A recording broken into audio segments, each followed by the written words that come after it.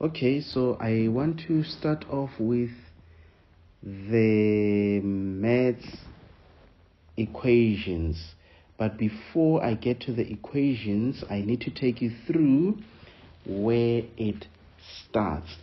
Maybe let me straight away start at that point. You say mathematics, it's a combination of three main things, which is the signs, the numbers, and the letters. So when we talk about the signs, it is those signs that you already know. It could be a plus, a minus, a division, a multiplication, maybe less than, maybe less, or it's equals to, even equal. It's a sign. There are more signs, but for now I'll just limit it to those signs, and as we continue, that's when you will discover some more signs. And in terms of the numbers, we have just 10 numbers starting from 0, 1, 2, 3, 4, 5, 6, 7, 8, and the last one being 9. So any number that you can think of, it's a combination of those 10 numbers. An example would be 150. 150, it will be the combination of 1, 5, and 0. So that number on its own is a combination of these 10 numbers. So when it comes to the letters, it is those letters that you know, A all the way up to Z. It doesn't matter if it's in capital letters or small letters. So what I want you to be aware of is that maths is a combination of these three things. So how do they combine them to form a maths problem? Before I can get to that, I will therefore need to take you through a structure of a term. And say a term, it has a structure which is in this format of the sign, and then after the sign it is a number, after the number it is a letter, and lastly an exponent. So this is how a term is structured. Just remember this: the sign, a number, a letter, and the exponent. I will definitely give you an example, something like 2k. So the sign for this term, it is an invisible positive. The number, it is 2. The letter, it is k. Exponent, invisible 1. So another name that you might be familiar with is coefficient. Instead of you saying a number, you can still say coefficient. Then when it comes to the letter, it is variable. So just be aware that they refer to those in that term. So another term, let's say we have negative 7y. So the interpretation of this will be that negative being the sign, and then the coefficient of the number, or the number being 7, the letter or variable being y, exponent being invisible positive 1.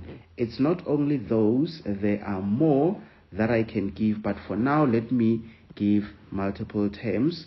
Maybe let's say 2k plus maybe let's say x, then we minus 3p to the exponent of 2. How many terms are we having there? We've got 3 terms. How do I know? It's because a term is separated by a sign of a plus or a minus. So you can see we've got a term there, and a term there. So how am I going to interpret it? I will say we have an invisible positive, then 2 being the number, k being the letter, invisible 1, invisible 1, so that means the sign is positive 1x, then the exponent is invisible 1, then the sign is negative. We've got the number or the coefficient being 3, then the letter or variable being p, the exponent being positive 2. Remember, this is the coefficient of that letter. The coefficient of that letter. The coefficient of that letter. So just always be aware that when you are given a term, it will be in that format of the sign, the number, the letter, and an exponent. Unless if it's a constant is just a number which is not attached to a letter. So now I think we can get ready to continue. Maybe let me start on a blank page where I'm therefore going to take you through types of math problems. And then from there we will get onto this specific one that I mentioned when I started with this lesson for today. So let's see. The types of math problems that you might need to be aware of is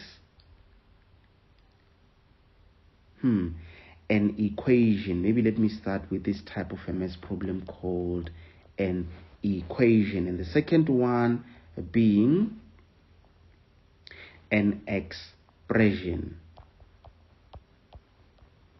So it's very, very much easy to know when you are having an equation and when you are having an expression. How do you know? An equation will always have an equal sign. So every time you see a math problem and it has an equal sign, it means it is an equation. But one that does not have an equal sign, it means it is an expression. So the question now is, what do we do when we have an equation? We solve. What do we do when we have an expression? We simplify. That's what you need to know. So we do have types of equations being linear, and maybe let me limit it to the second one being a quadratic. But for now, I'm going to focus on a linear equation. Do not worry much about the other types of equations, but for now we will just focus on this one. Maybe at a later stage or in the next lesson we will look at an expression. Excuse me. So now let's see. When it comes to an equation, I did mention that we have a linear equation, and number 2 we've got a quadratic equation. Remember, I did say that when you have an equation, we solve. What are we solving? We are solving for the letter. I said when we have an expression, what do? We simplify. So when you have an expression, just think of you being given something which is long and you need to simplify it, meaning you need to rewrite it in its simplest form. That's what we are going to be doing when we get to a stage where we need to deal with the expressions. But now let's look at the equations. What did I say regarding the equations? We solve. What are we solving? We solve for the letter. What letters are we having? We do know very well that we've got letters from A up to Z. So let me just write there to say we're going to be dealing with a linear equation. So an example of a linear equation would be, let's say 2, what letter can you think of? Maybe let's say P. We can just add there, maybe let's say 3, and then let's equate this to what? Maybe we can equate it to 7. So you look at this and you realize you've got an equal sign, then it means it is an equation. What does it mean? It means we are going to solve. What are we solving? We solve for the letter. What letter are we having there? We have letter P. So that means in the end we must tell what is the value of that letter P, such that if we say 2 multiplied by that a value which represents p and we add it with 3, it will be equals to 7. That's what we do when we solve. Maybe an easy to understand example would be if you have 2 plus x is equals to 4 and they give you this as a problem to solve. They are simply saying what is that number in place of x, whereby when you say 2 plus that number will be equals to 4. Already we know that it should be 2, because when we say 2 and we plus it with 2, it will be equals to 4. But we do not guess. We have to follow mathematical steps in order to work it out, which is what I'm going to be teaching you. Let's see. Okay, I'll need a blank page to do that. So you may also be given, let's say, negative k, maybe minus 4 there, and this can be equated to negative 4. When you look at this, you realize you've got an equal sign. What does it mean? It means this is an equation. If it is an equation, it means you need to solve. What are you solving? You are solving for the letter. What letter are you solving? Is letter k. So that means in the end, you need to say k is equals to whatever number. So that when you say negative k minus 4, it will be equals to negative 4. So let me bring another blank page so that I will therefore take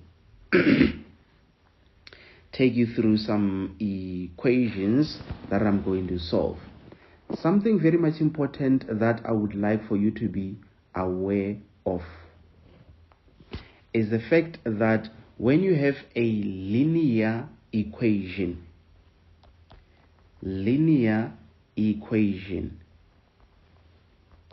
you will always have a letter being equals to a number as your final answer.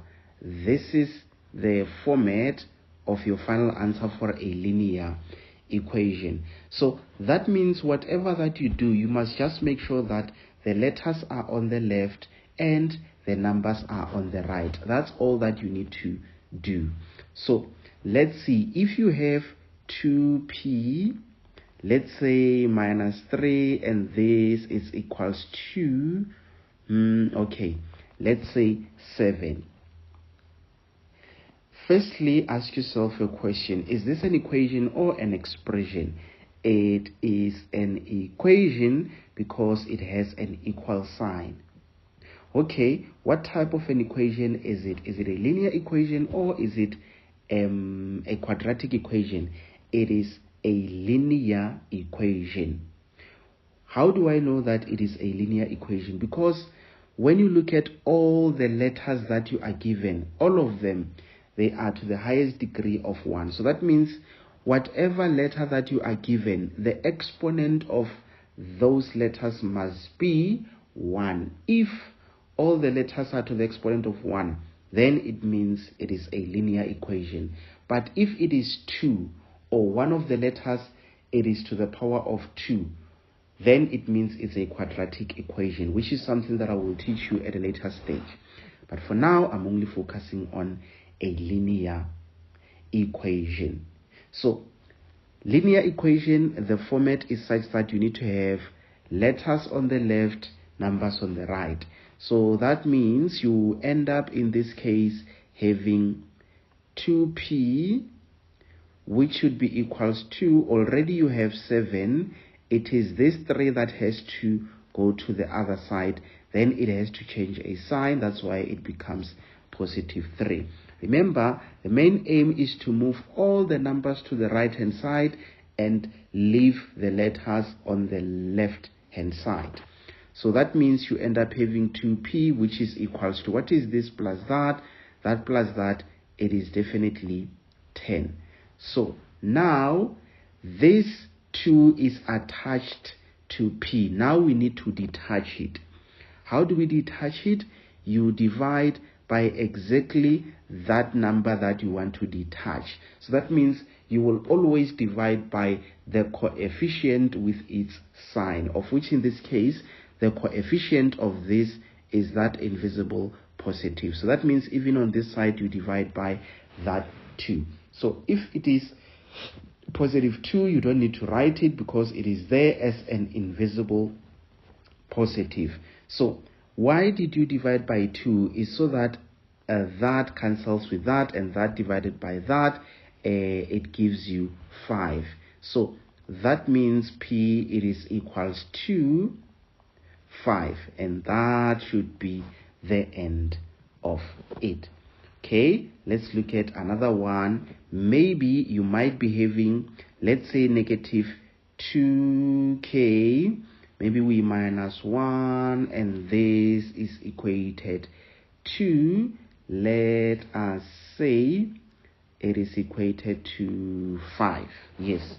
So you look at this, it's an equation. Why? Because we have an equal sign. What do? We want to make sure that all the numbers are on the right hand side, all the letters are on the left hand side, which means you have negative 2k, which should be equals to 5. That one goes to the other side. It always changes the sign when it crosses the equal sign. So that means here you will remain with that negative 2k, which is equals to, what is that plus that? That will definitely be 6.